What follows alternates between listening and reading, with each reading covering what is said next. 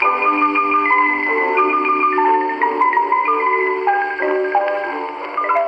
moms and dads.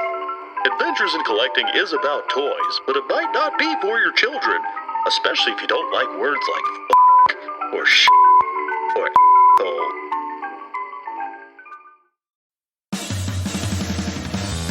Are you ready, kids? Get your parents' permission, check your mailbox, and grab your shopping cart. It's time for the Adventures in Collecting podcast. I'm Erik. And I'm Dave. Welcome to Adventures in Collecting, where we talk toy news, culture, and hauls, along with our journeys as collectors. Hello, everyone, and welcome back to Adventures in Collecting. Hello, everyone. There it is. Love it. Always bringing the high energy. And once again, continuing the ongoing tradition. I'm intensity. That's what we're talking about. You know, we made the joke last episode, but I think we're past the point. Like this show is now an interview show. Like we're gonna have. Wait, that was a joke? I think it was because I was kind of making the joke that like the episodes used to be me and you just talking about the things that we bought, but but now almost every episode we have a special guest. So what am I not gonna do, Dave? You're not going to waste any time in introducing who that individual is. Correct. I'm going to do it right now. So you may know Erik's not going to bury the lead, everybody. There we go. Somebody has to say it. So you may know him from Instagram at BlainerThings. You may know him through his amazing digital mock-ups of awesome X-Men costumes and Scream figures that we all want to exist. You may know him from his social media activism. You may know him now from his work at NECA. Heck, he may have even cut your hair at some point. Blaine, welcome to Adventures in Collecting. Hello. I'm here. I'm happy to be here. And we are happy as hell to have you. Thank you for taking the time to join us this evening. Finally. Absolutely. Yeah, for sure. I say finally like it was your fault. It took us a long time to actually just ask you and line this up, so it's entirely not your fault. Well, I think we also just get into this cycle of normal person-to-person conversation. So it's like, oh, what would we have to talk about? We're already talking about it. I do have to say, putting together an outline for this episode was challenging because of that very exact thing. It's like, so when you talk to somebody almost every day, what's left to ask them? No, but we're gonna have some fun. We have a couple of questions from Instagram from our collective audiences because we both shared out the story. And you have an extremely interesting story and an interesting path to where you are. So I think we're gonna have a good time. So the first thing that we do, Blaine, before we jump into everything, we always ask our guests, what are you collecting right now, and what are some of the more recent things that you've picked up? Ooh, what am I not collecting?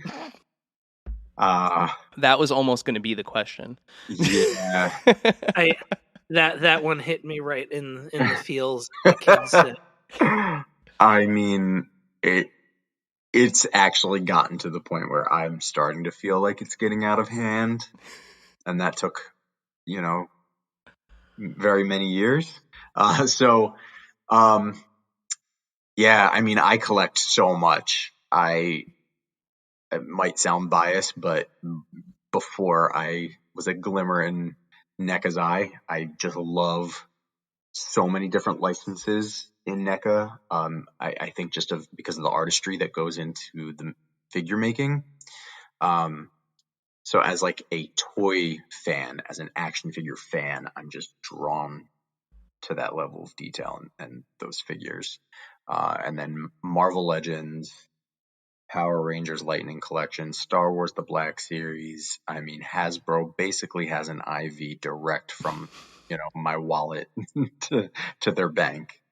And then I actually love the Jurassic line, and I love that they're revamping their Amber collection, and I just got the version 2 of Ian Malcolm, where they gave him all new arm articulation, redecoed his face, and added an accessory. So I was hook, line, and sinker. I already had the Ian Malcolm, and really there's nothing wrong with it, but damn it, I wanted the better version.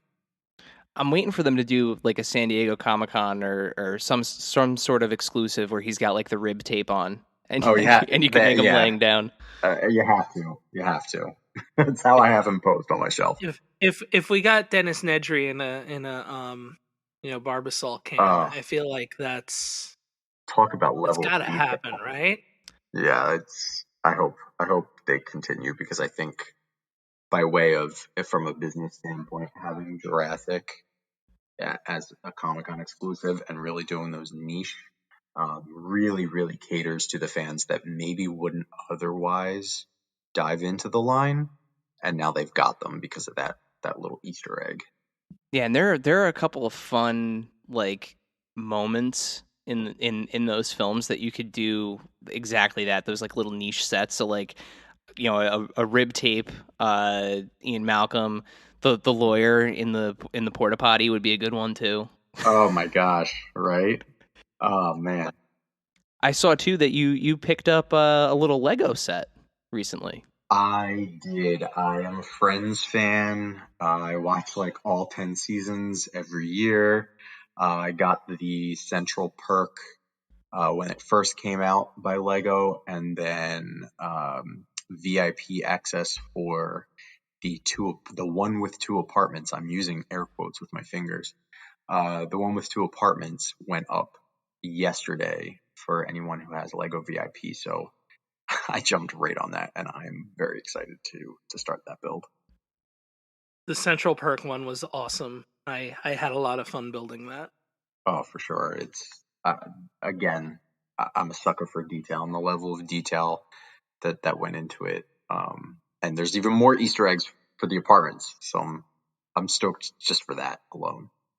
The fact that the Joey is the "could I be wearing any more clothes?" Yes, is right. It's one of my favorite jokes. It's amazing in the history of the whole series. Yeah. You can tell people that care for the show are in charge of making these sets.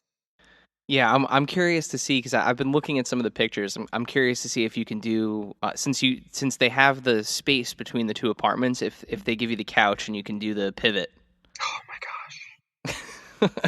Because that would be. I'm just thinking of like all the different ways that you could leave the minifigures posed, like as you kind of go through the different seasons. And at the timing couldn't be more perfect with the reunion thing happening on HBO. On the 27th. Yeah. Right after this episode airs, right? Yeah. Yeah, shortly after, 3 days after you're hearing that. If you're hearing this for the first time on release day on the 24th, 3 days from now, watch it.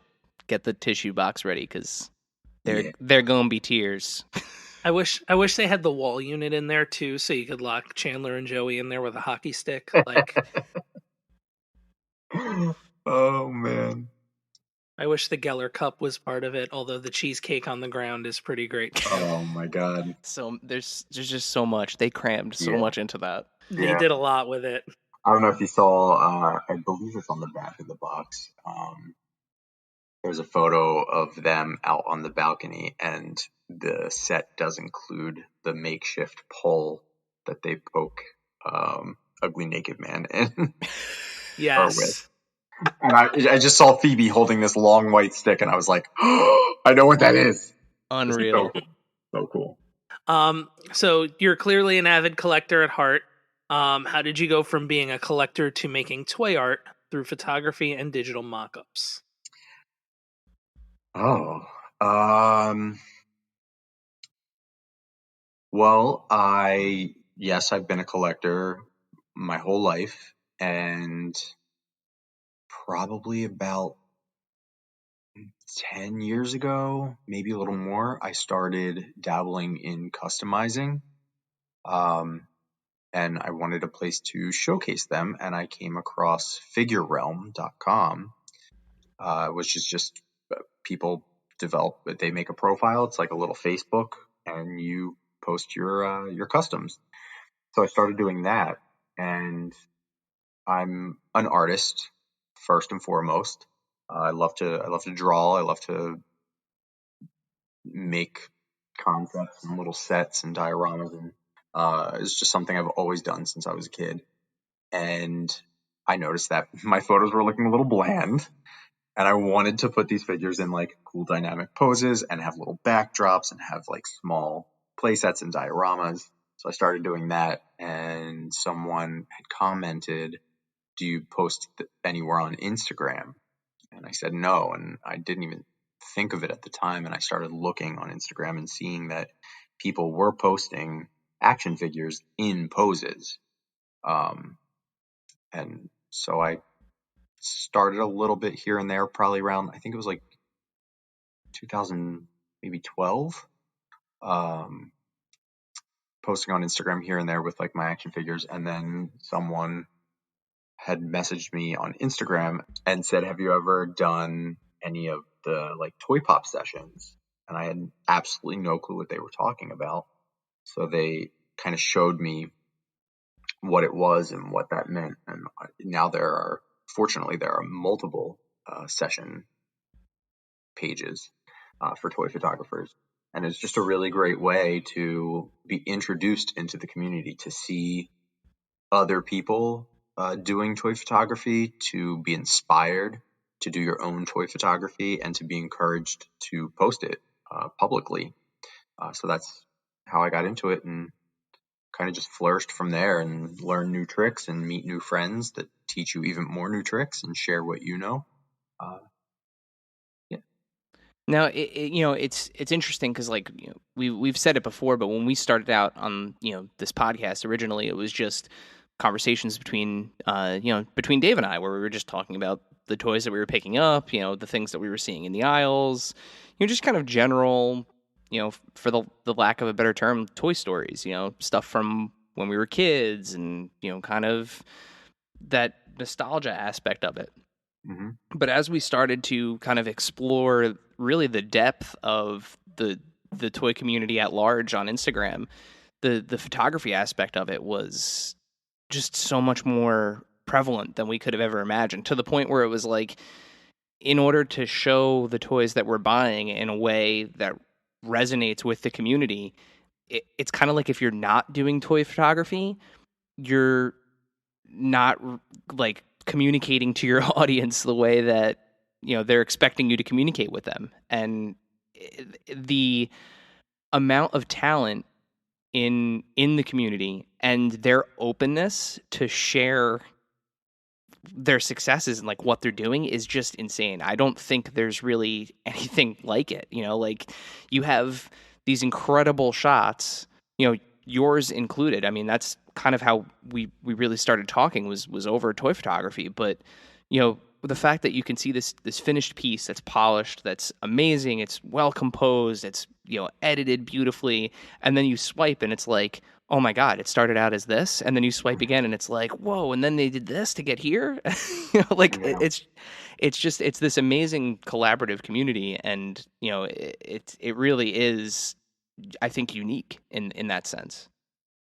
Yeah, absolutely. I mean, that's, I knew how to hold a phone in front of an action figure and hit click.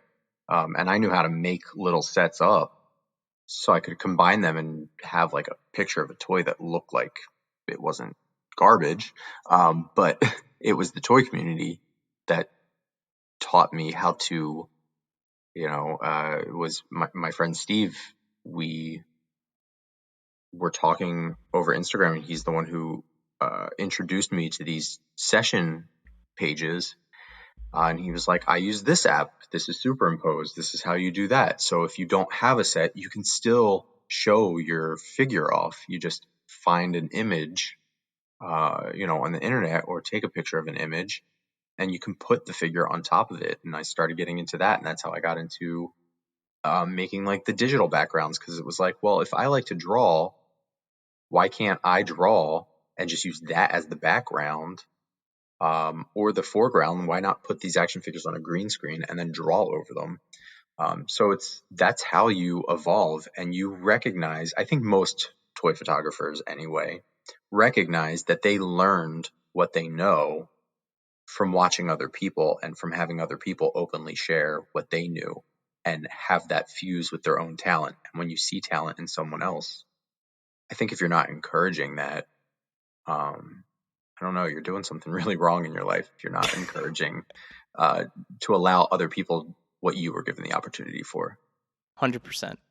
And like you mentioned, your artistry goes beyond the ability to take a photo. You're also you're using digital tools and you're drawing, and I think part of that too is a lot of Bloody Disgusting picked up your digital renders of the Scream figures that you had mocked up, and I mean, like, they Absolutely looked, crazy. dude, but they looked incredible. I mean, Absolutely like, crazy. That Yeah. and that was like 2 weeks prior to that. The Toys That Made Us shared my Demolition Man figure design. yeah. So like to have that within like under 2 weeks, I was just like, oh my, what is happening? It was just wild. Well, we know that those renders and a lot of that work that you've done has led to where we're going to go next in the conversation. But before we jump into your new official toy career, you are an artistry in another form as well. You have a different canvas that you work on. How did you go from styling hair like Erykah Badu's hair to where you are now? How did you translate hairstyling to toy design? So like you said, I've always been an artist, and I just had a different medium for the last 20 years. I had a very lucrative career in the salon industry, both behind the chair, and I was a stylist for an eco-friendly hair company. Well, I still am a stylist for an eco-friendly hair company.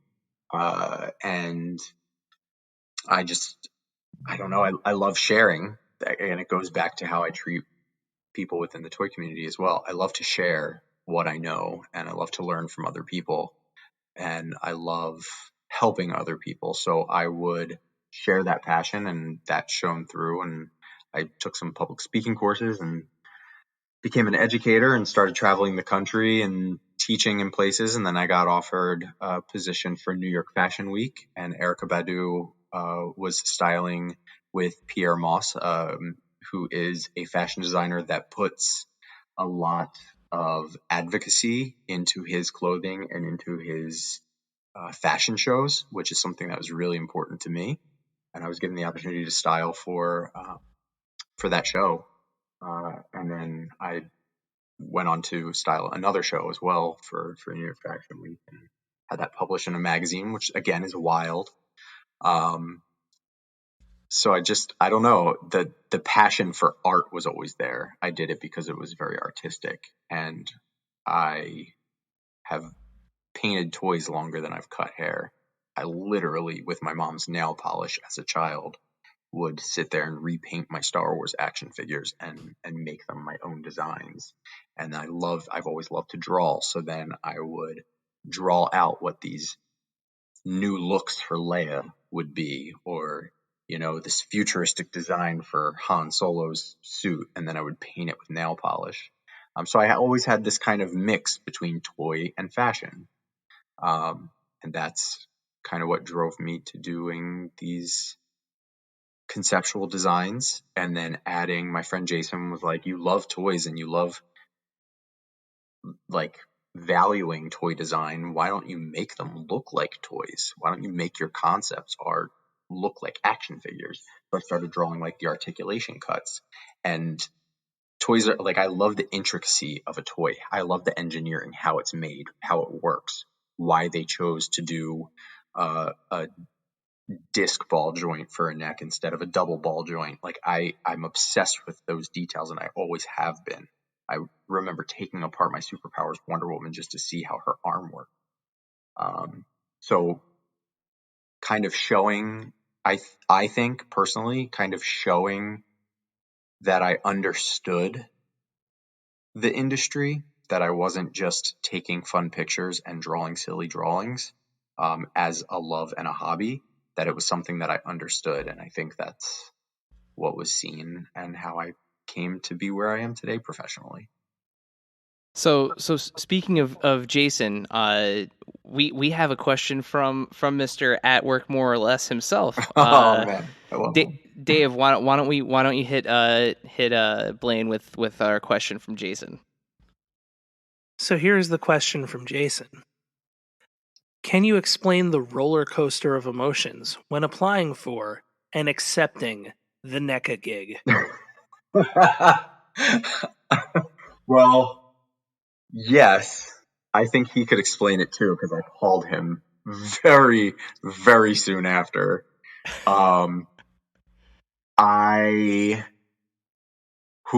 It was a roller coaster. I was friends with Randy Falk, who is VP of production at NECA, and I'm friends with one of the painters in the studio. Well, I'm friends with multiple people now, I should say. I was friends with them before I had started. And Randy had called me and like asked how I would feel about taking on some freelance hours. And I guess I probably thought he was joking at first. But I definitely had been putting my feelers out. And like I said, I love the intricacy of the industry. So I would ask questions that had nothing to do with what was coming out, or, I wasn't looking for spoilers. I wanted to know, like, oh, what made you decide to update that articulation? Or, oh, is the reason that you're thinking about bringing this figure back into production to do something different with it?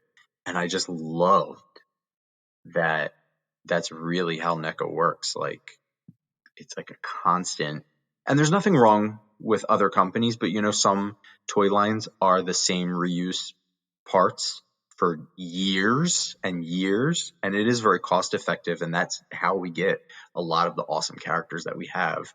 But I just really loved that, like, every single time you get a figure, it's somehow evolved. So I just would always have these conversations with him, and so it was like, he's got to be joking. Oh, well, he sees that I know what I'm talking about. But how would I get in? I'm just I'm just a hairdresser. And then it would go to like, okay, but everybody can see my social media, so they know, you know what I mean? It's almost like a resume. Yeah. So yeah, it kind of just kept going back and forth. It really was a roller coaster. It was like up, down, up, down, up, down, all within 15 seconds. It was wild. And and here you are now. You're working for NECA. I mean, it's just like, it puts a smile on my face to say it, because I talked to you frequently before you worked for NECA, and now you do, and it's like, I maintain a sense of pride for you, because like it's obvious that you're passionate about what you're doing, and you are extremely talented. Like, you like, for real, it's been fun to like see your stuff over the years, going from like, us starting on Instagram and like looking at your posts and going like, wow, this like, so this is what toy photography can be. And then to the point where, like, I mean, I've said it before, when I'm taking pictures of toys, a lot of times, like, I go back to your Instagram talk show when you had Jason on, and a lot of those like digiorama techniques and lighting techniques, like it. I mean, it's just, it's awesome to see somebody who is passionate about what they're doing get what they want. I mean, it's just, it's a fun story. I appreciate that. Yeah, it hits you every once in a while. It's your job, so after a while, it's like, oh, this is where I go today. But every once in a while, someone says something like you just said it, and now I'm grinning from ear to ear. Someone says something, or you get to see a new toy or something, or nothing happens. You just think of it, and it just hits you, and you're like, wow, at least I have this. Like, this is amazing. I mean, it's the dream, right? Like, it's fun with the podcast, right? Because I can recall, and and I'm sure Dave can too. I mean, we used to take like cardboard boxes, and actually a rocking chair used to be our like Titantron entrance ring for our wrestlers back in the day. Um, like as a kid, you always do what you can to kind of create the moment that you're looking for when it comes to play. Yeah, I was gonna say whether it's like you use a laundry basket as a steel cage, or tape, masking tape and red markers for like blood in a steel cage match, something like that. You just kind of see a constant evolution in what you do, and how like that creativity, I guess, blossoms, for lack of a better word, um over time, and you just kind of see that, and you notice it from a distance, and you think like that's amazing. and then, but the difference being, right, like eventually you realize, you get to the point where you realize that, like, okay, I did this, and it existed in my imagination, and it worked for me, like at a certain point. But then there's the people that go to like the next step, right? Like kit bashing, and then like full on customizing and molding new parts, and conceptualizing things, and like it's just it's amazing to think, because like I can tell you right now, like past cardboard boxes and putting masking tape over like GI Joe faces and drawing new faces on the masking tape so it looked like Freddy Krueger, like that's like that's where my skill ended, and started. Yeah, you kind of good. Yeah, you can see like almost it's where it's like, okay, so I might not be able to do this, but what can I do? Well, all right, I can talk. I can discuss, things like that. So, maybe going into, a podcast is one thing, where if it's like, well, I can draw, and I can kind of create, and I can look at what this is made of, and think like, oh, what can I do to kind of evolve this? Everybody's got their figures out where that talent lives, and where you can take it, and how you can take it to the next level. Aside from your artistry, one of the other things that kind of defines your presence on social media is your distinct voice.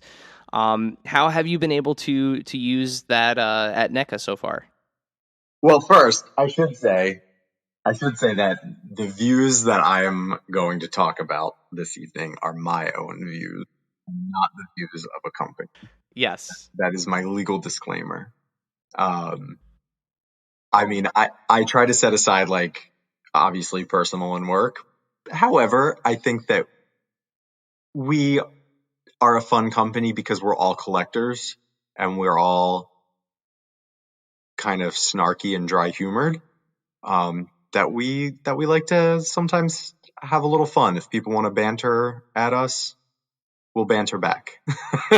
Well, I was kind of hinting at that, but also I feel like you have a very close personal connection with a lot of the IPs, right? That NECA produces. Like you are a fan, of especially Okay. like in like the horror genre and things like that. Yeah. You waited until midnight to make a little announcement.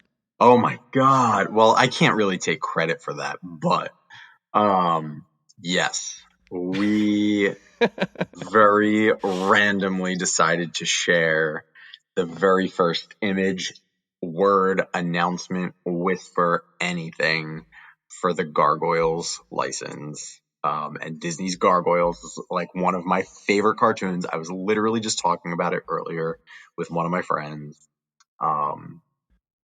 Absolutely love Gargoyles. And it was like, oh, we're going to tease it, and we're just going to post it. We're just going to post it at midnight in the middle of the night.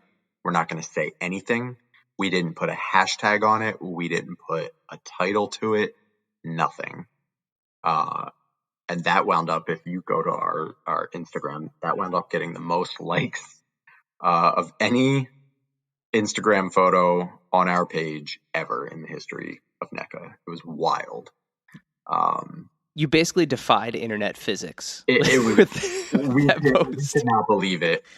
It was just wild seeing pre-orders sell out. That was crazy. It still is crazy. People are still talking about it. And man, yeah. And I got to hold the figures. I didn't get to play with them because we had to like photograph them and everything. And prototypes are kind of just put into place. Yeah. They don't have yet all of the articulation. So I got to hold Goliath, and man, I'm just like staring at it, and I'm just like, how did we do this? Like, how did you look at it? And I personally, and I talk about this a lot, I'm not huge into stylized. Something has to work really well for me to enjoy a stylized version. And we forget that stylized can go both ways. It can be something realistic that is made to look more cartoonish. And in this case, we took something that was cartoonish and made to look more realistic. And a lot of times it doesn't work. For me, personally, as a collector, I see other figure lines that are kind of making these insanely realistic versions of animated or comic, and it doesn't fly with me. I don't have an interest in it. And I'm just staring at this. I'm like, how do I love this so much? How is it the perfect blend? Like, it looks like the cartoon, but the damn wings have veins. Like, I'm blown away. I'm in amazement still just talking about it. And I've seen multiple now. So it's wild. I'm so in love. I'm in love. Sorry. No, I mean, fangirling over my own job. Listen, it was one of those things where you guys, I don't think I was actually awake for it. I think I had gone to sleep, and I woke up in the morning and I was like, "What the fuck?" Yeah. And I couldn't I actually could not wrap my brain around the fact that it existed. And then on top of it, like the social media brain in my head was like, and these guys just dropped this at midnight with Right? nothing? Like, I think my actual response to you was I sent you a message and I was like, you are out of your goddamn mind.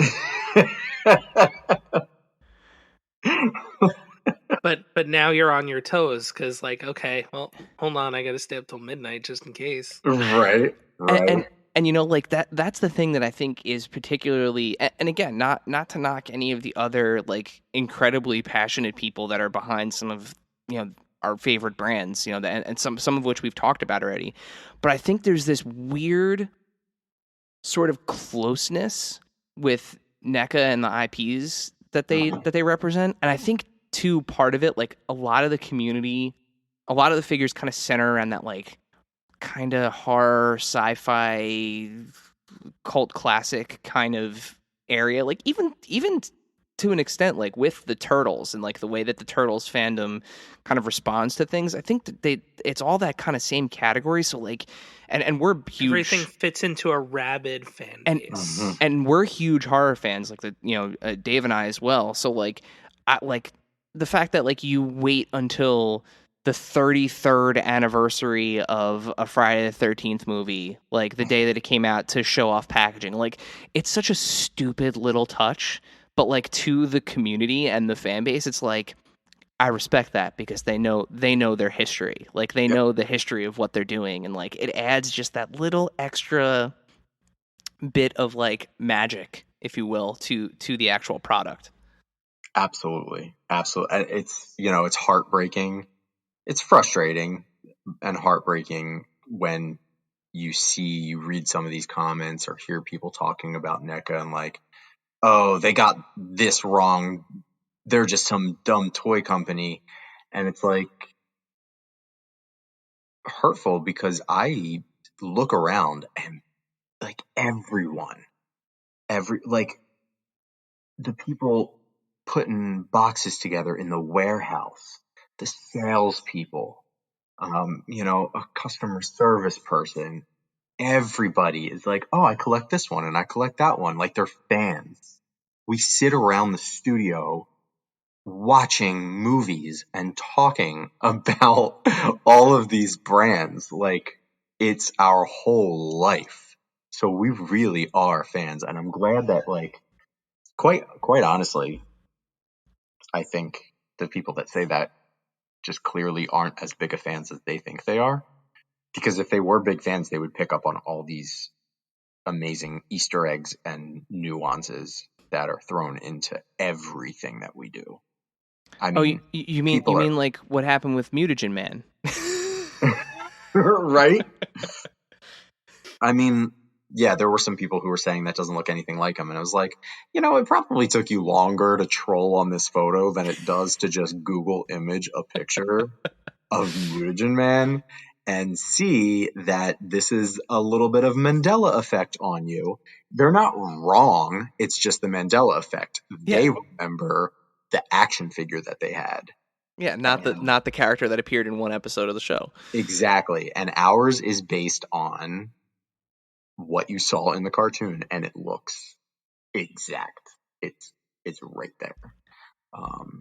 But even in like accessories that we add, that's probably my favorite thing about us, are the accessories. We just add so many little nuances and Easter eggs into accessories and have fun with packaging. I mean, did you guys see the April O'Neil packaging for the 1990 April O'Neil? Like, Chris Ramo, one of our graphic artists, like, built the shredder wall with all the TVs and threw a fucking knife in it. Like, it's so cool. And when you tilt the box, we obviously couldn't show this on video, but when you tilt the box, like, the TV like changes channels. It's insane. Like, how could anyone say that we don't love these brands? Yeah. Again, I'm fangirling over my own company. Like, you know what I mean? Well, speaking of Judith Hogue and April O'Neil, that April takeover was something else. Oh yeah, we had a lot of fun with that. That one I can take credit for. I'm gonna give, when we were talking about just dropping gargoyles at midnight, I'm gonna give Randy a whole lot of credit. He straight up, we've lived in a digital world the last year, and all these other companies are doing these like virtual cons and virtual panels, and we really didn't know how to make it fit our brand. And all of these drops came around Toy Fair, and Randy was like, how do you do something that surprises people when everybody expects these virtual panels or these reveals, and all these like Toy Fair hashtags and virtual events? But Randy, it really was his idea. He was like, let's do something. Let's expect the unexpected. It's NECA. Let's just drop things randomly with no hashtags and no context. And it was an awesome idea. So I just had to give him credit for that. It was an awesome idea. So many of we didn't even announce Universal Monsters that we had the license. We just randomly would tease like a bee coming out of a coffin or a bear trap on the ground, like something only fans would get, Yep.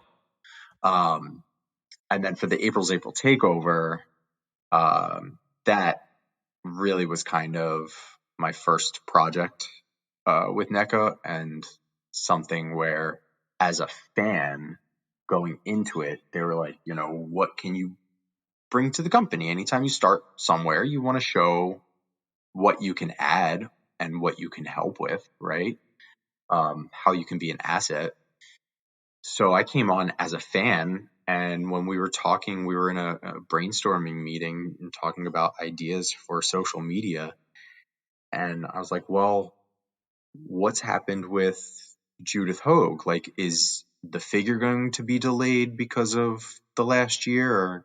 And they were like, no, the figure's in production. And Judith, I don't know if you guys are aware, she had wanted, when she announced that she was giving her likeness to NECA, she got to do this live through NECA's Instagram. Yep. And announced that she was actually going to be a part of the process. and she was going to document it and make a documentary out of it. Of course, COVID lasted so much longer than most people anticipated, and it wasn't feasible for her to come to fly out all these times to the studio. So she still got to be a part of it, and none of us knew because it wasn't being documented. So when I found that out, and I found out that she really was hands-on in a lot of the production, and that she was getting, all these passes from prototypes, and she was acting as a consultant to make sure we had the right prints on the clothing and the accessories were correct. Once I found that out, I was like, wow, this is something I'd want to know as a fan and as someone who was anticipating seeing her document this. And I think other fans would really want to know. Plus, Judith really wanted to get this out to the fans. So I came up with this idea, and I love me some dad jokes, and I love me some puns and some play on words. So I'm always trying to think of goofy, dad play on words. And I was like, well, I started in February. I was like, well, April's coming. Why don't we get in touch with Judith and do a fun play on words and call it April's April Takeover? And she'll get to kind of embody April O'Neil and become a news reporter. And we'll do it virtually. She can film herself. She can speak to the fans, and then we'll edit it and put in the process pictures that we got to speak with her about over the past year and that she got to have a hand in. And I was lucky enough to be able to call her and pitch this to her, and she thought it was a wonderful idea. And I got to roll with it, and it was amazing. And it was a fun way for us to be able to give Judith the platform to, in some way, shape, or form, get that documentary type feel out of it before we announce the figure. And then she can go back once things open up and do the entire documentary that she wanted to do. But this was a great way to give her a chance to slowly reveal the figure. And of course, we then finished the series off with surprising everyone with the official pre-order for it. So it was awesome. Which I have mine pre-ordered. Very very happy about that. That I don't have to drive around like a lunatic looking for it. So very happy. Yep. And we are, Judith wanted to make sure that it would go through a direct pre-order from us. That way, anybody who wanted one would have ample time to get it. So there was a 2-week open window, and then we decided even further than that to make it as accessible as possible. So it'll be in Walmart in the U.S. later on this year. That's awesome. Yeah, and that entire process, I think, like for the, I guess we could say like the casual fan, right? Like the person that's just kind of generally buying an action figure. I sometimes I don't think, they realize exactly what's going into it.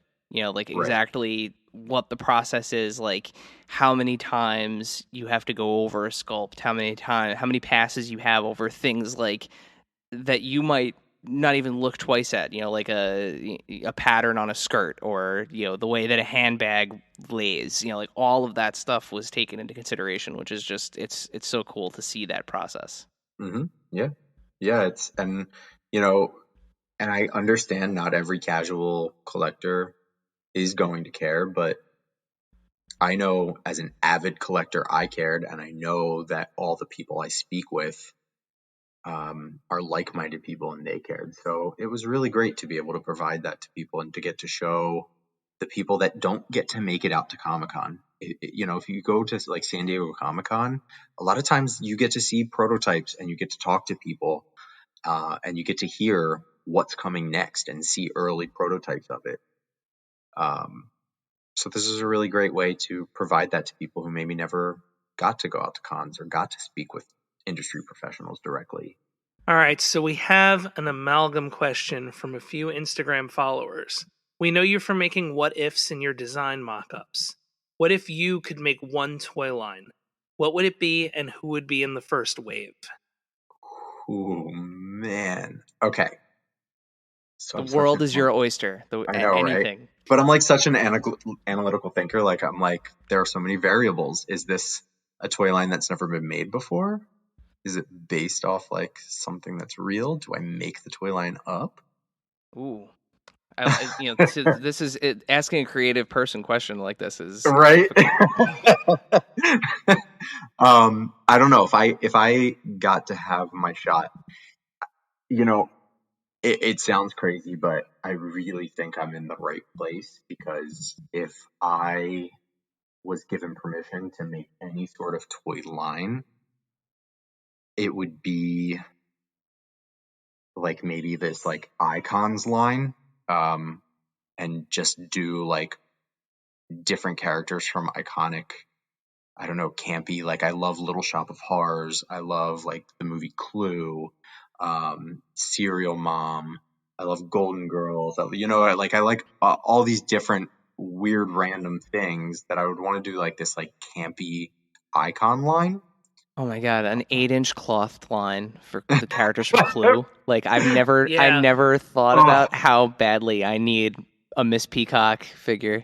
Like how Right. badly I need like a Wadsworth. Oh It's- man. Yeah. So like it would definitely be like that, and I think I work in the right company because we get to do random things like that. We, like you just mentioned, in the 8-inch cloth retro figures, we have the Golden Girls, we have Richard Simmons, we have Ace Ventura, we've got the horror people, Bob Ross. we've Bob Ross. It's so all over the place, that we get to really make figures. I mean, even in our Ultimates, we've got Back to the Future, we have Alien, we have Predator. We had a while ago, like more classic DC, like Reed Superman and 66 Batman. Like we just have all these different things, and yet somehow I love them all. Like it's almost like, as a collector, I'm like, how do they know what I want? Like, how do they know what I'm missing in life? None of us ever thought we were missing Back to the Future 7-inch 1/10 scale action figures, and suddenly they're announced, and it's like, I don't know how I lived without them. Mm-hmm. It's just crazy. So, I never knew I needed Clue movie figures until I just said it, 15 right? seconds ago. Yeah. Right? Yeah. I drew, and I haven't posted it because, obviously now if I ever get to pitch it, I want to be able to actually pitch it and not have to scratch it because it's public. And this is no way, no one has ever said anything that it would be approved or that we're even looking into it. This was something that I just did as a fan, as a hobby. I designed retro cloth figures for Little Shop of Horrors. I did a Seymour and an Audrey. And that would just be like, that would be my first wave. If I could make the toy line, it would be like those campy B horror comedy movies. And my first wave would be, I would do 2-packs. I would do,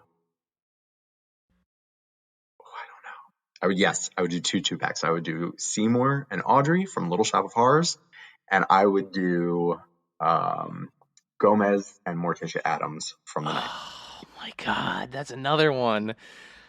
Oh, I didn't know I needed Addams Family figures like that. See?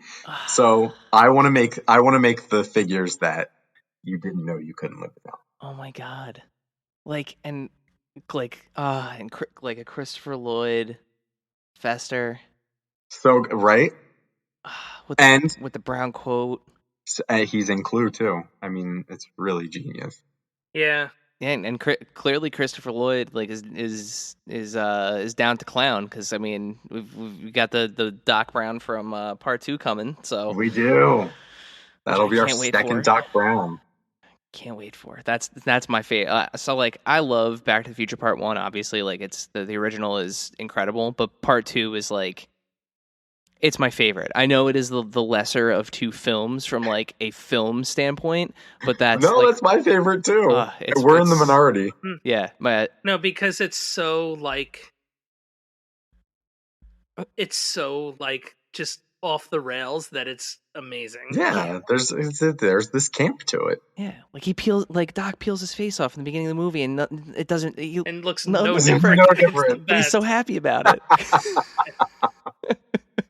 Yeah, it's And but here's the thing, all the cool like merch that people love or that people want is from Back to the Future Part 2. Yeah, 100% the hoverboard. It's more the, iconic. The hat, Mr. Fusion, yeah. the almanac, like everything is from Part 2. The actual Yeah. flying car. Yeah. Yeah, Even though it's technically at the end of the first one, but the end of Part 1, but yeah, you see it more so. yeah. So I have the Doc Brown from Part 1 because I couldn't resist when I saw it in person. But I cannot wait to have that big ass grin and the yellow trench coat. Like I cannot wait. I cannot wait. The sunglasses, The sneakers, the Nikes. Yep. Yeah. It's yeah. But that's awesome. And that's the thing that like we talked about this on our last episode. We had Marty Abrams from Mego on, and it's just it's so weird, the world that we live in now that has proven that like anything can be a toy. Like just about anything can be, and it doesn't have to be like you don't have to commit to a whole wave or a whole series or even like two waves like some toy lines had to be back in the day. Like if there is just like a single thing, like McCready is a perfect example. Like as of right now, that is the only thing figure announced. Like none of the other cast, none of the creatures, nothing has been announced. But if that is the only figure, or like you guys have the Captain Blake figure from the Fog, like there are no other Fog figures, but like it doesn't matter. Although Tom Atkins would rule. There's always room on the shelf for Tom Atkins. You guys made a Tom Atkins, didn't you? Wasn't there one from Night of the Creeps back in the day? Yeah. But yeah, but still, just that one figure, if you have figured out a way to make a single thing toyetic, yeah, you're good. That's it. Yep. You're good. Yep. And we are the generation of pop culture, right? And we're the generation with expendable income now. Well, I am. I think you guys are younger than me. I am. Dave. Dave is not. Yeah. So yeah, I mean, Yeah. these generations, our 2 or 3 generations, we really are the ones with expendable income right now, and we grew up in the generation of pop culture, right? So there was so much to love, and we really ate it all up. Everything happened so fast, and it was keeping up with the trends. So yeah, everybody wants an action figure of everything. And I think one of the most slept on things too is the accessory choices. Mm-hmm. Like, for example, Doc Brown comes with a money briefcase. Like, Yep. The first thing you think of, it's in one scene for seconds. Yep. But the money briefcase. Yeah. Like, or, New Blood Jason with the split mask and the weed whacker. Like, I love that he comes with the weed whacker. It's the little nuances because people are fans that are working on it. It's like, what would we want to see put in? Outside of your artistry and all the work that you do with toys and everything, I feel like one of the other big things about your kind of overall presence, and something that we have spent an hour probably at this point talking about, in each other's DMs, is your activism. Why do you think it's so important to use use the platform the way that you have, given all the challenges that present themselves when being vocal? Well, I think morally, anyone with any form of platform should use that platform to help others. It's like what the toy community is about, isn't it? We talked about that earlier, that it's from other people helping other people and lifting each other up. So if you can see that it benefits you selfishly with taking pictures of a couple pieces of plastic, then you should want to do that to benefit the safety and health of other people's lives. So, morally, I feel like anyone with any sort of platform should speak out in defense of others who maybe don't have what you have, the platform that you have, or are being talked down to in any sort of way, or oppressed in some way. And then on the flip side of that, as an artist, you always hear the saying, art imitates life. And it's not always that the art you see is imitating real life. I mean, it is, but also the art imitates life in the sense that artists express themselves through art, right? That's what makes us artists. We express ourselves through art, through whatever our medium is. So that's who I am. And I have a platform. Why can I not express myself through my art? So that's what I do. I express myself through my art. And and who I am is someone who fights for equity and equality and the underdogs. So.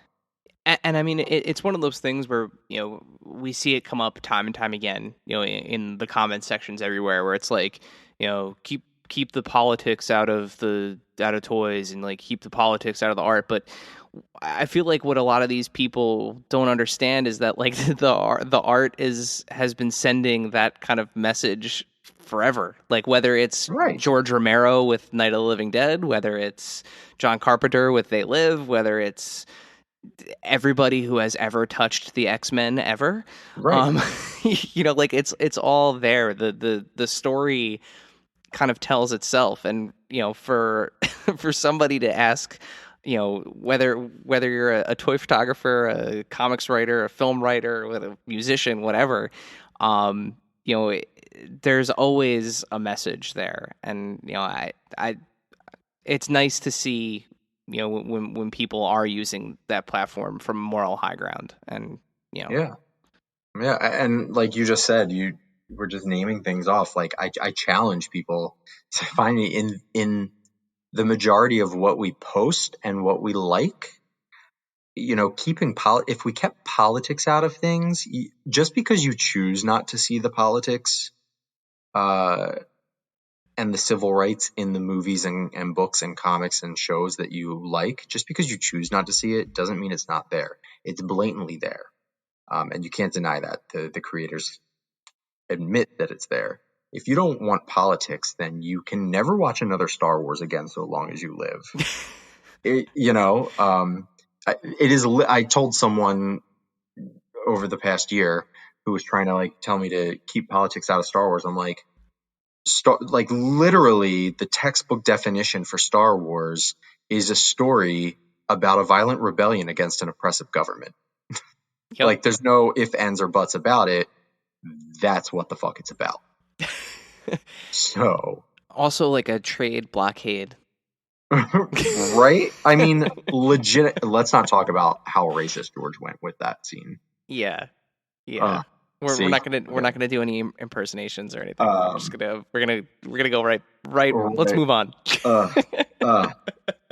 Like way to freaking put propaganda. So it's there, People went up in arms telling me I did a anecdotal, funny Scooby-Doo take on the presidential election using a Captain America and Red Skull figure. And people had the caucasity to tell me to keep politics out of Captain America, who was literally invented to punch as Nazis. the iconic, as America punching Hitler in the face.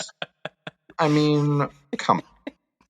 Yeah. Like, you just told me to keep politics out of politics. Okay. Yeah.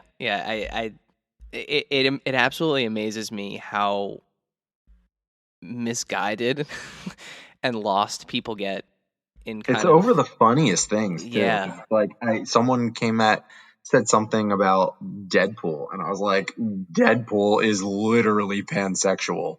Like, you're just choosing, like, you can't get straighter than Deadpool or something, I think he said. I'm like, whoa, if that's what you think straight is, then I want to meet your friend Chad. Yeah, we need to have a conversation. I don't think you understand what that word means. Yeah. You know, wrestling. I love wrestling, but I mean, let's be real. It's the most homoerotic thing I've ever watched.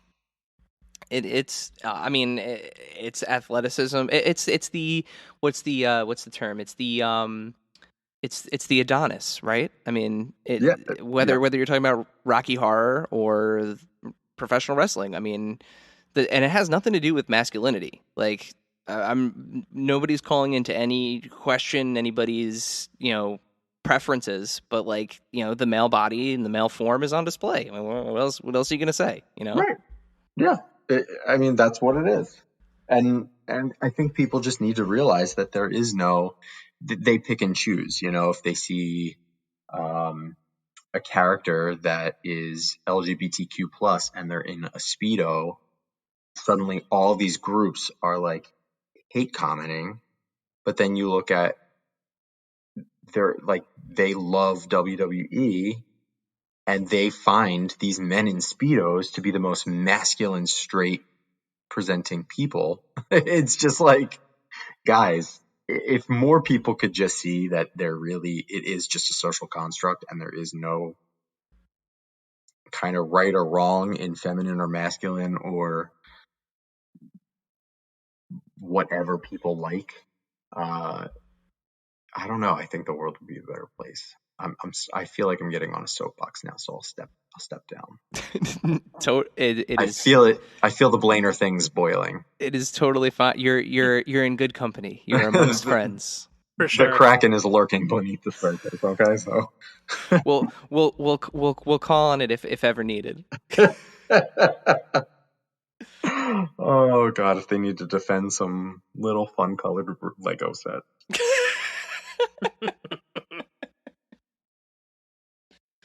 Speaking of things with the word color in it. Yes. So tell us about the Colored in Comics page and why that's something that you started. Yeah, so I just recently started it, and it was something where I just noticed in more of the toy community groups that more of the prominent people tend to be cisgendered white men, sorry. And there's nothing wrong with there's something wrong with some of those people, let's be honest. But there's nothing wrong with having a lot of white dudes love toy photography. I think that a lot of diversity gets kind of buried beneath the surface. And I see some really amazing toy photographers who are people of color, and I see some really amazing toy designers and sculptors and just industry professionals that are people of color or part of the LGBTQ plus community. And then I started like looking beyond that. And as I'm taking pictures of more diverse, so it kind of became my mission. And I've always been very diverse in what I'm posting, and I've always had my voice. But I kind of found my own niche and stopped trying to impress the wide market this past year. And I was like, just full gung ho, like I'm going to showcase that there's diversity in everything that people don't think there's diversity in. They want to sit there and say Superman's not black. Well, there was a black Superman. You know, why did they make this person this color or this race? And it's like, someone told me that they didn't know that one of the Robins was a Chinese American. Like, it's always been there. It's always Sunspot in the New Mutants in, like, what was it, the late 70s, early 80s? His latent mutant ability was activated during a hate crime because he's Afro-Latino. Like, it's always been there, and I wanted to showcase that. So I started noticing, like, not just in people that I knew, but in what I was shooting and what I was drawing and what I was reading. And then I started noticing how many amazing, wonderful, like, comic book artists and comic book writers and show writers and directors are people of color, are part of the LGBTQ plus community. And I was like, well, how do I showcase that when I'm a toy photographer? I can reshare the people that I like, and I can post things that show off diversity. But how do I specifically showcase these people and give them a platform without drawing attention to myself? I don't want it to be for a selfish reason, and I don't want the attention to be brought to me and have, like, oh, BlainerThings is so cool because he posts diversity in action figures. I wanted to show off these people. So I developed Colored in Comics just as a platform where I would show off other people's work, and I would show off diversity in anything nerd pop. And that's what the name of the page. It's Colored in Comics, and it says celebrating representation in nerd pop culture. So anything that relates to the things that we all love, I just want to uplift and showcase the marginalized people already within these stories and already within these industries. So, like things like showing off toy photographers, showing off industry professionals. It's Asian Pacific American Heritage Month this month. So I'm doing a series of Celebrate Stories where I pick movies, TV, comics, or I'm sorry, for the Celebrate Stories is just TV or movies. It's a watch list.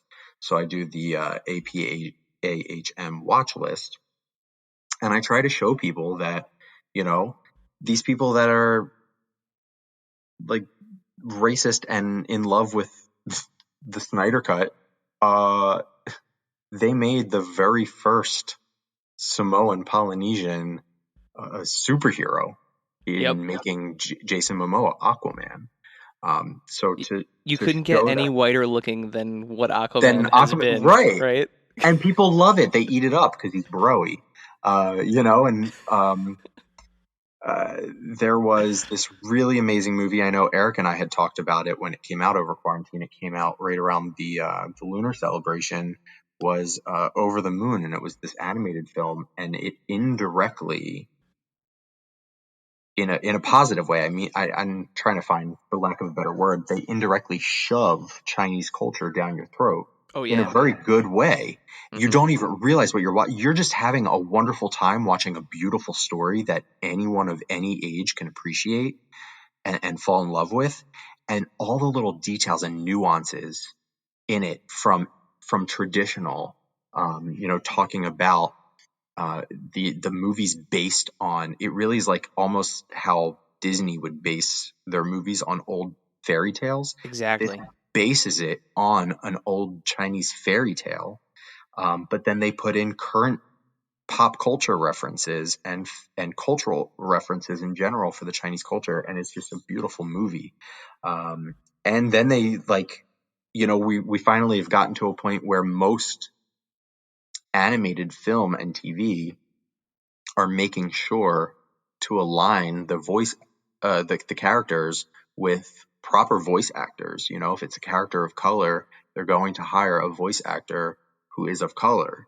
So seeing all these, like, huge stars, and this came out just on Netflix because it was during shutdown. Seeing all these huge stars in this beautifully animated movie with a wonderful story, I was just like, okay, things like this need to be talked about in the way that people don't think about it, and hopefully it opens people's eyes, because I bet a lot of people watch that movie and not once thought about the fact that they were being privileged enough to take a look into another culture through this fun animated movie. And we get that all the time.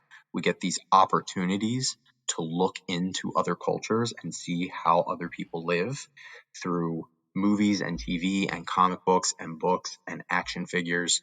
So I just really wanted to show people that they might not always see what's right in front of them. Yeah, it's an awesome effort. I try to contribute to it as much as humanly possible. Whenever I find something that I know fits the bill, I try to send it over to you. It's, by the way, we've been saying Colored in Comics, but it's at Colored in Comics, but QOMIX. So I had to be clever. Yeah, I love it. If you are listening to this podcast and you want to follow it, it's at Colored in Comics, QOMIX. Yeah, and it is an awesome effort. Especially what you've been doing during this month has been great. Like you said, the showcases are just, they're fantastic, and frankly, I think everybody needs to take some time to learn. I think education is really important. Even in something as innocuous as toys and pop culture, I think it's really important to kind of stop and listen and learn. And it's awesome to get a little nugget every now and then. It's great. Yeah, absolutely. Who doesn't love a nuggie? Little nuggie.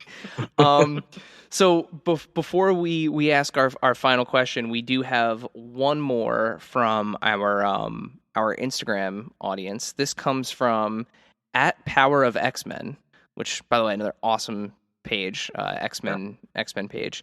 I joined their book club randomly. So cool that they do a comic book club. Yeah. They're a recent discovery on our part.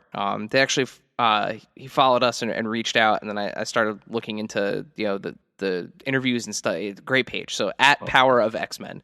So this one we're all going to answer. I'm going to give this to all of us, but Blaine, you're going to go first. What is your holy grail of toy collecting?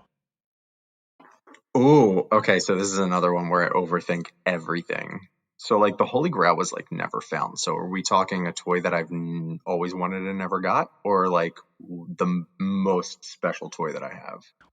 So we're going to save the latter part of that question. This is for the toy that got away. Either the toy that got away or the toy you wish existed. This is going to sound so stupid, and looking back on it, they're probably absolute crap. So I'd want new versions, obviously. But I love Toy Fair and always would read the magazines and everything. And sometimes you would get prototypes. I'm gonna say two now, because now all I had to say was prototype, and I know what it would be. All right. So my first one, as a kid or a younger person, there were prototypes in Toy Fair magazine for Fifth Element action figures. Oh, yeah. But then I never saw them hit shelves. So I would totally want those. And then what I thought of as I was saying prototype was Diamond Selects did Battlestar Galactica, which was my favorite show ever made ever in the history of television. And the last wave, they canceled the line on the last wave with the three most important characters. And President Laura Roslin looked so good, and I needed her so bad. And an articulated prototype was made, and what I would not do. I wonder whatever happened to those. We'll have to reach Zach, out if you have an extra one, please. I was going to say, we got to hit up Zach and see if they're still in anybody's possession at this point. There's probably very little I wouldn't do for that President Roslin, Laura Roslin action figure. Well, amazing. Zach, I know you're probably listening to this eventually, so he's been on the show before. All right, Dave, I'm gonna go next because unless you know what your answer is gonna be. I might pick two because I'm thinking about it, but you can go first. Okay, so mine is, I'm going the route of a thing that I wish existed. And this also falls into the category of I didn't know I needed this as an adult. So I last year Diamond Select put out a Rocketeer figure, 7-inch Rocketeer figure. It's amazing. I love it. It's like one of my favorite figures of all time from one of my favorite properties of all time. It's just like, it's amazing. And then NECA put out a 7-inch Phantom figure as part of the Defenders of the Earth line, and they look amazing next to each other, having Phantom and Rocketeer, and they kind of have that like pulpy vibe to them. Like it's an amazing duo, which makes me want the other hero that for me that falls into that category, and I would even be fine with the Alec Baldwin version of it, but I want the Shadow. I want a 7-inch Shadow figure with the big old honker and the and the red handkerchief or the red scarf, and some big ass handguns. Like I need that in my life. I recently, once that thought started like ruminating in my head, and I started like poking through the customizer community to see if anybody had done one, and there really aren't any out there. Very, very few. I rewatched the movie, and it is just as bad as I remember it being, but like I love I just love that character design and the concept of that hero, like how he operates. Yeah, I need a 7-inch Pulp Comics Shadow action figure, and I don't even know at this point. I know Dynamite Comics for a while had the rights to the character. I don't know who even has the rights at this point, or if he might even be in public domain. I have no idea. But yeah, I want a Shadow action figure. Nice. So for me, we briefly talked about it before, when Blaine was talking about taking apart his Superpowers Series 1 Wonder Woman. But for me, I had every figure from Series 1 and Series 2. And granted, most of them are still remaining somewhere in the house. I think we found most of them, right? I don't know where you're going with this yet. So, I never had, the only Series 3 figures I had were Mr. Freeze and Plastic Man. Oh, okay. I know. Now I know where you're going with this. Go on. So like Cyborg, Cyclotron, Golden Pharaoh, Mr. Miracle, Orion, Samurai, Shazam, Tyr. I never had those. So, and granted, like so Secret Wars 2 was like another one where I had everybody except for 2. I never had Hobgoblin or Falcon. So for me, those were, you go back to what didn't you have when you were a kid? Like, you even have Clark Kent. You have the mail away. Somewhere. No, you have it. It's I in did. that. No, it's in that. Oh, no, I have it? that one we found. That one I know we Okay. found in the blue suit. And I feel like Steppenwolf was originally a mail away too, but then was packaged. That one I don't. I know you have I him could be too. wrong, He's got like but- the rope accessory, right? With the axe, Yeah. yeah. Yeah, but I he's had, like like- the spiky. Doesn't he have like spikes all over his arm and stuff? Yeah, but like I had the Hall of Justice. For Secret Wars, I had the Doom Cycle and I think they just called it Turbo Cycle, Captain America's one. Mm. But I never had the Tower of Doom.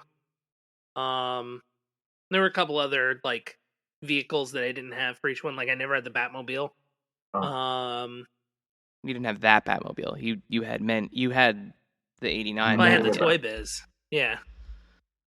But, like, so, but the other thing too is mine were like so heavily played with that, like, I don't know if I wouldn't want to go back and try to get them, like, I guess I would, but, those are things that, like, there's no way. Like, if I were trying to get, like, LJNs or anything like that, like, in good shape, like, it's super hard to do, but I feel like it can be done, or it has been done, but like I've never seen, and I'm sure somebody's got it, but like I've never seen those like new and look good, because on the Secret Wars ones, like the paint came off so easily when you played with them. Mm-hmm. And like the Superpowers, like if you had a Batman whose leg was not broken, that was like the Chase variant. Was that like you had a Batman with 2 working legs? Yours are still in The pretty good Chase shape, variant. man. They're really No, Batman, when you squeeze his legs, that one leg comes right off. Oh. But I mean overall, like, Or like the capes, like the little kind of part that stuck around the back of the neck oh yeah, the would little always C like clip. break or fall off. Yeah. So what is the Holy Grail? Is there a single figure, or is it just the ones you're missing? Everything, Eric. Everything you just Yeah, listed.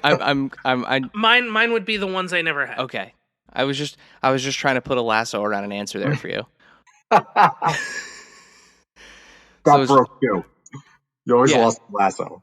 Oh, forget it. Yeah. The lasso of what? Nothing. It's not there. You lost it. It's gone. It's in the invisible jet. Yeah.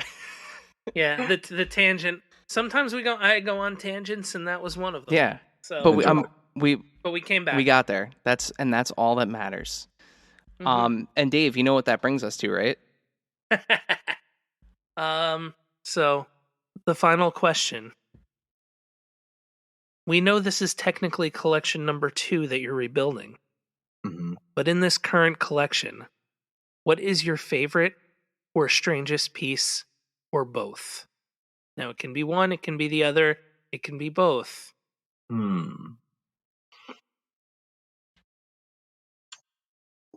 I'm gonna have to say my favorite figure of all time was my grandmother had gifted me an original 1974 Spock action figure that she had hidden away in her home and forgotten about, and it was for my dad when he was younger. So she gifted that to me when I was a kid, and kept that all the way to the fire. And my cousin tracked one down and rebought it for me. Oh my god. So I didn't realize that because you've shown pictures of that. I thought that was Yeah. so that's even wow. Yep. Wow. Yep. So it's it's obviously not the same, but that one has a lot of sentimental thought as well, just for a different reason. So I have to say that that's my favorite, just for sentimental reasons. And then strangest, I honestly don't know if there's such a thing for me, because I like, I like pop culture so much, that everything I own, while it is so extremely random, it's all very on brand. So I don't think that I have anything that's not on brand. I do have my only Mego is I have a Bewitched Amigo. I saw it, and it was probably around Halloween time, or maybe I was thinking of Halloween time, and I love Bewitched. I love the show. But I'm not a big stylized person, and I think Mego is great in doing sort of the same thing we do, just in a different style and scale. Mego is great and Pops. Mego and Pops are great for providing us all the different nerd pop, all the different pop culture reference characters. But I'm not really into Pops, and I'm not really into Mego for no other reason than I don't really do stylized very often. And I don't know what possessed me, but I saw it and I was like, okay, Mego is like purposely looking not realistic, like it's meant to look kind of cheap, for lack of a better word. And they do it well. It's that retro aesthetic. Yeah. So I saw it, but I've passed over so many of them. Like, I didn't get any of the Star Trek ones, which was bizarre for me. I didn't get any of the horror movie ones, which is bizarre for me. So I don't know what possessed me to get Samantha, but Well, the Bewitched one, doesn't it look like it looks more like the cartoon at the beginning? Yes. Yes. So that's what justified the purchase. I was like that. Like, that's how I talked myself into it. So I have to say that probably is my weirdest one, just because I have no logical explanation for its purchase. We'll count it. I think we'll count it. Like, usually I can talk. Like, I have an Audrey 2 I actually have two. I have the Chase as well. The Audrey 2 pops from Little Shop of Horrors. But Those are great pops, by the way. yeah, and I don't have Seymour or Audrey because they're pops. But Audrey 2 looks like the plant. Like, it doesn't look stylized. Yeah, and if fits. you have the Rick Moranis figure from that the Ghostbusters Plasma series, I do, and I posted a toy photo of it, and I did a little digital custom and resized it and everything. So yes, I do have that on my page. I love Little Shop of Horrors. It's like a sickness. It probably is literally playing. If I hit play on my Apple Music, it's probably Little Shop of Horrors. yeah. Now I was gonna say that said, with the like stylized stuff, and we didn't talk about it too much, but like I was actually thinking of dipping my toe into the Toonie Terrors, because it's like another thing I like is like something where I can get it and it's not gonna be a lot, and I can kind of pick and choose, but it's new. Mm-hmm. That's always one of my like go-to items, is like, oh, this is a new line, so I'm like kind of getting in at the ground floor. Yeah. Yeah, we made a Captain Blake 8-inch cloth figure. Oh no, we actually have two Captain Blake from John Carpenter's and Fog. Yep. Yeah, Toonie Towers is another one for me where, and listen, I don't care if I work for the company, I won't get it if I don't like it. I don't like stylized, and I am getting suckered into these Toonie Terrors. And I have a Ghostface shrine. I have a Ghostface obsession. Scream is my favorite slasher film. Always has been, always will be. Well, I can't say always has been since 95 or 96. So I got the Toonie Terrors of that, and I was like, I'm just gonna get it just because it's Ghostface. And then I got it, and I was like, oh, it looks like it looks like a Scooby-Doo version of Ghostface. It's amazing. Yep. And then I didn't even I had already started at NECA, and I was like, I just got the Ghostface just because it was Ghostface. And at the time, my friend Jeff, who's our painter, one of our lead painters, was working on, and I can say it now because it's been revealed, working on Elvira at the time. And I was like, okay, that's one where we'll never get like Elvira figures. You know, I think we were talking about that earlier. I think Dave was talking about that, like just figures that we would like never get. Like I was like, okay, well, I'm going to get that because that's the way I'll get Elvira. It looks amazing, whatever.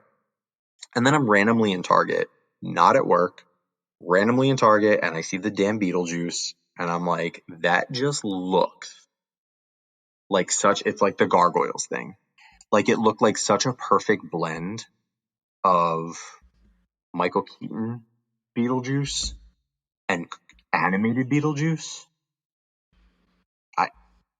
I like literally, I had like Target syndrome, where you go into Target for toilet paper and you walk out with like $175 of shit. Like I walked into Target and I walked out with Beetlejuice, and I looked down, I'm like, oh, how did that get there? Like I like blacked out. I was like, I had to have it. I never really thought about it until just now, but there really is like some serious Hanna-Barbera energy coming from that line. It's amazing, right? Mm-hmm. Right? I never, it never clicked until, and I'm like just now thumbing through like pictures of them again, and it totally looks like they could be chasing Shaggy, and like Michael Myers could be waiting in like one of the random doors that Shaggy and Scooby open in a long hallway. Like, yeah. Well, I saw the new series, and that was what made me think like, okay, I can go back and get some of these because I'm gonna want Herbert West. Like Elvira's great, Harry Warden's great, Captain Blake. Right, Harry Warden is the My Bloody Valentine. Yes. Yeah, but like even like the Halloween 2 Michael Myers with like the bleeding eyes, like it's just or the Sam, you know, like and how good does Sam look? It caters to the style so well. Yep. I mean, Sam is just a toyetic character to begin with. So, like, I look at that one, and I don't even see it as stylized. You just have a comic version. Yeah. You know? Yeah. It's so well done. So well done. Well, Blaine, before we close it down for the evening and let you go, where can we find you? Is there anything else that you'd like to plug, and anything else that you wanted to say?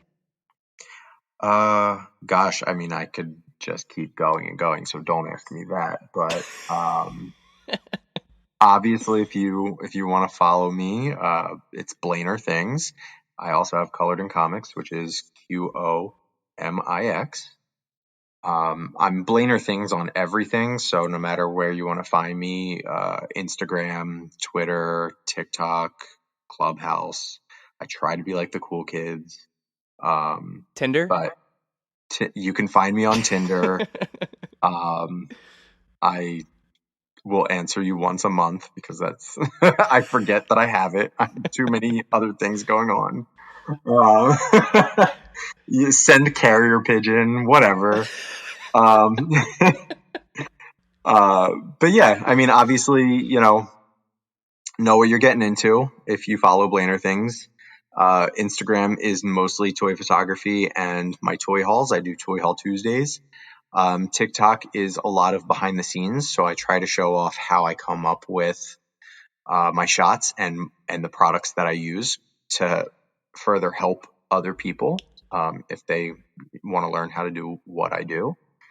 And Colored in Comics, like I said, is a great place to go and maybe learn some things about characters that you didn't know before, or see some artists be showcased. And then go follow NECA Official because we make some dope ass figures, and and you can see all the latest and greatest happening on there. And also, if you're a toy photographer and you're listening to this and you love NECA, start hashtagging them, or start tagging them and use the hashtag NECA fan photo and photos FOTO. That's another wonderful thing about NECA is we really love toy photographers, and we love when people use our figures in toy photography, and we do something really special that not a lot of companies do, and we regularly feature toy photographers. So most of, if they're not a direct post from something that we're announcing, most of our posts are actually fan photos that we just really love to share. Yeah, it's awesome. It's love to see it. Love to see it. Well, Blaine, thank you again so much for joining us on Adventures in Collecting. We're going to let you go back to watching and or listening to Little Shop of Horrors. Thank you. I'm going to do it because I'm singing it in my head now. So. Suddenly Seymour. Oh, we could. I was thinking of You'll Be a Dentist. So good. There are a couple songs that are in the show that didn't make it to the movie. And one of them was like a piece of the song was in the movie, but it's my favorite song. It's called You Never Know. So that's usually my go-to. So now you guys have homework. You're welcome. I'm familiar. Yes. We're good. We're good. We also do the Broadway. Amazing. I knew I liked you for more than your mustache. Thank you, dear listener, for hanging out with us today. Subscribe, rate, and review us wherever you listen, and then tell your friends to do it. Thanks also to Joe Azzari, the golden voice behind our intro. Our music is Game Boy Horror by the Zombie Dandies. Find more about them both in our show notes. Follow us on social media at AIC_podcast on Instagram and Twitter. Stop by and say hi, show us your toy hauls, and share your toy stories. Maybe we'll talk about it in a future episode. Don't try this at home. Void where prohibited and some assembly required. Each sold separately, not a flying toy. Consult a physician if your toy run exceeds more than 4 hours. This has been a non-productive media presentation. Executive producer, Frank Hablawi. This program and many others like it on the Non-Productive Network is distributed under a Creative Commons Attribution Non-Commercial No Derivatives license. Please share it, but ask before trying to change it or sell it. For more information, visit non-productive.com.